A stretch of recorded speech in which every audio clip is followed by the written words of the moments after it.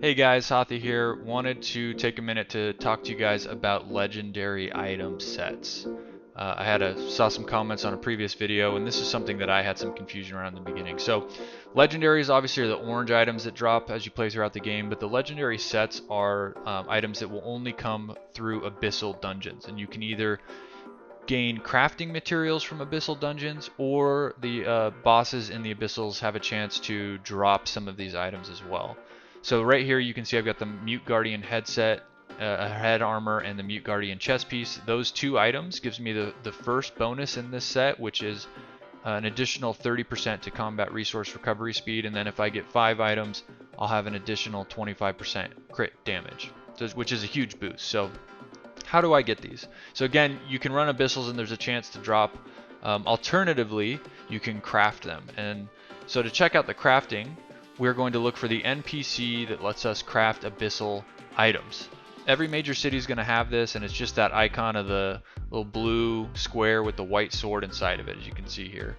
So we'll go talk to the Craft Abyss Equipment NPC, and what we've got here is 3 different sets, one purple or heroic I think it's called, and then 2 legendary sets. Now I am in Lutera here, so these are going to default to 302 eye level, but I'll talk about that a little bit later. That's not really a big deal. If you like the bonuses a set provides, don't be too concerned about this item level here. Now real quick, I do want to touch on the map. It's broken down into areas, so you've got your tier 1, tier 2, and tier 3, and that's just going to dictate, first of all, what item level those legendaries are going to start at, the sets that are available to you, and then also the materials you'll get from the abyssal dungeons that correspond to those areas. So as you can see, we've got the purple and oranges here in Lutera. I don't want to craft any of these. I've already got the Mute Guardians on. This is a different set. So we're going to jump over to Phaeton and take a look at the Craft Abyss Equipment NPC in Phaeton. So again, we're looking for the Craft Abyss Equipment NPC, the bluish square with the white sword. We'll run over there and talk to this guy, and now I already know that he's got the Mute Guardian because that's what I want. But as you can see, again, these are 802 eye level, and each of these sets has their own bonuses. And I want to get to that 5 pieces of the Mute Guardian. Now to do that, if I want to craft it, I need Guardian's Will. And as you can see, the 2 legendary sets here need Guardian's Will. The purple set needs a different item, which drops from a lower tier abyssal. But I want the Mute Guardian, so I need the Guardian's Will material to craft. So where do I get that? Well, we're going to go to the Abyssal Dungeon. And again, running these Abyssals, it has a chance to drop Mute Guardian pieces, so I don't have to craft them. But I don't know what the RNG looks like on that. I know it's probably not going to give me all the pieces if it does drop. So I'm just going to go and try and farm some of those crafting resources. So go to the Abyssal, and as you can see in the expected rewards, Guardian's Will. So once you've verified that the material you'll need is in the expected rewards, go ahead and queue up. Now just remember, you can only run each abyssal dungeon once per character per week, so keep that in mind as you're doing this. Now you're just going to run the dungeon, which is, running from one colored square to another, sitting through cutscenes that your party won't skip through, fighting through a bunch of mobs, etc. Now one thing I do want to say here, please do not run abyssals without watching a video or reading up on the mechanics of these bosses.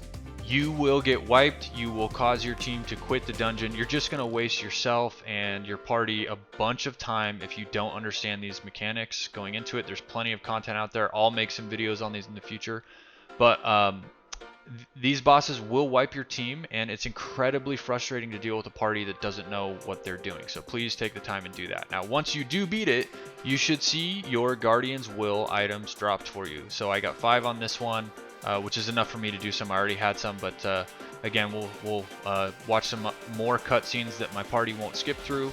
But eventually, we're going to go through and we're going to leave this dungeon. Now, you do have an option to purchase some optional rewards here for 100 gold. It just depends on where you're at. I typically will buy these, but once you get out, which is you're gonna do through the Song of Escape. Sort through all your goodies that you got, and then head back over to the Craft Abyssal Equipment NPC. And now I've got enough materials to craft some more Mute Guardian gear. So I already have the headpiece and the chest piece, so I think I'm going to do the gloves and the pants here. So just pick the gloves and click on request, and bada boom, I've got those here, and then we'll do the same for the pants. Now these items are just in my inventory now. As you can see, I'm not wearing them. I'm still wearing those purples I was wearing. But we're gonna go talk to the honing NPC. So the same place you go to upgrade all your items, we're gonna go there and we're gonna click on gear transfer. So now in gear transfer, we've got a list here of all the items we currently have equipped, plus the 2 items that are in our inventory. I'm gonna click on the gloves, which is gonna put them in this spot on the left, and then I'm gonna click on my plus 13 Marvelous Earth gloves. Those are the gloves I have equipped that I've already honed. Now what this is going to do when I click gear transfer, it's going to take all the properties of my plus 13 purples that I've got on. So that's all the stats, the damage, the attributes, all that, any of the additional passives, like if they add anything to any of my engravings, and it's going to move them onto the Mute Guardian gloves. So now you can see I've got plus 13 Mute Guardian gloves, and my purple gloves are gone. They're just destroyed in this process. I'm going to do the same thing with the pants. So now I have plus 13 Mute Guardian gloves and pants. They're essentially the exact same items I had before, except they also have the set piece bonus. Now this doesn't get me to 5. I need 1 more. But as you can see, there's really no downside here other than the process of running the abyssal dungeons, which there are plenty of other rewards that those drop, including gold. So it's worth it. But this is how you're going to get these legendaries, and these bonuses are going to help you get to the next tier and help you level your gear faster, because you're getting more damage, you're getting more buffs. It's just going to help you get through the content faster. So I highly recommend, as soon as you get to the point where you can start collecting and crafting these set pieces, to do so. That's the process that you go through to do this. So there's really, again, not a downside here. It's just going to help you in the long run. If you've hung in this long, I just want to thank you for taking the time to watch, and if you guys want to like and subscribe, it's always appreciated, trying to grow this channel and provide some valuable content to the community. So anyway, thanks guys, take care.